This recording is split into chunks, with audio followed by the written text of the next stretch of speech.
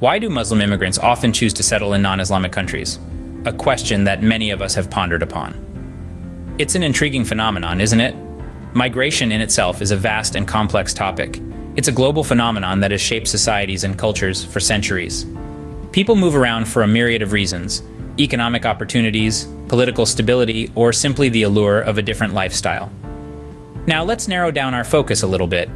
We're specifically looking at Muslim immigrants here. Interestingly, a significant number of them seem to prefer settling in non-Islamic countries.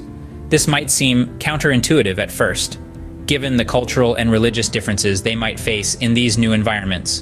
But as with most things in life, there's more to this story than meets the eye. So let's delve deeper into the reasons behind this intriguing pattern of migration. It's a journey full of surprises, revelations, and understanding. Buckle up. To understand this phenomenon, we must first explore the living conditions, opportunities, and freedoms in both Islamic and non-Islamic countries. In many Islamic countries, the socioeconomic conditions are often challenging. The World Bank data indicates that several of these nations grapple with high levels of poverty and unemployment. The economic growth in these countries is often hindered by political instability, corruption, and inadequate infrastructure. In contrast, non-Islamic countries, particularly those in the West, tend to have stronger economies, offering better employment opportunities. These countries typically have a more stable political climate and robust infrastructure, which are conducive to economic growth and prosperity. Education is another critical factor. In many Islamic countries, access to quality education, particularly for women and girls, can be limited. The World Education Forum reports that literacy rates in some of these countries are among the lowest globally.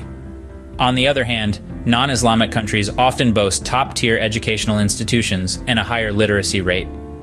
The opportunity to receive a quality education and broaden one's horizons is undoubtedly a compelling reason for individuals to migrate to these countries.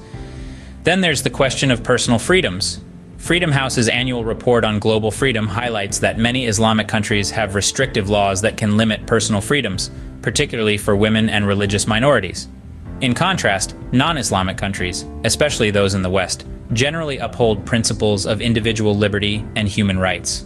Freedom of speech, religion, and the right to a fair trial are pillars of these societies, offering a level of personal freedom that can be quite appealing to those from more restrictive environments. In essence, the contrast between the two worlds is stark.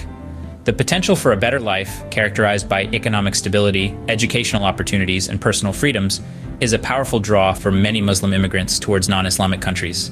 Clearly, there are stark differences between the two worlds that are at play. Now that we've painted a picture of the contrasting environments, let's examine why Muslim immigrants might be drawn to non-Islamic countries. At the heart of this attraction, living conditions often play a crucial role. Improved infrastructure, better healthcare, and access to quality education are enticing prospects for anyone, regardless of their religious beliefs. Next, let's talk jobs. A broader job market with competitive salaries is another compelling aspect.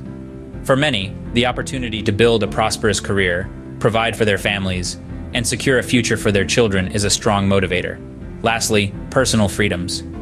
The ability to express oneself openly, to practice one's faith without fear, and to participate in the societal discourse can be captivating.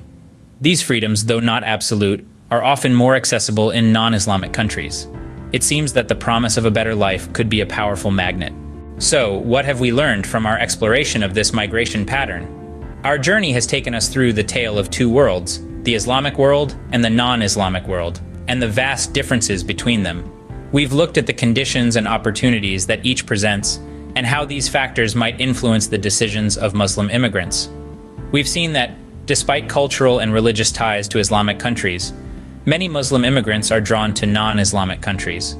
The reasons are varied and complex, from seeking better economic opportunities, to pursuing higher education, to escaping political instability or conflict.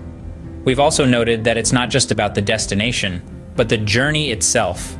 The migration process, the challenges, and the triumphs all shape the immigrant experience. While each individual's journey is unique, these factors provide some insight into the larger trends we see. Until next time, keep questioning, keep exploring.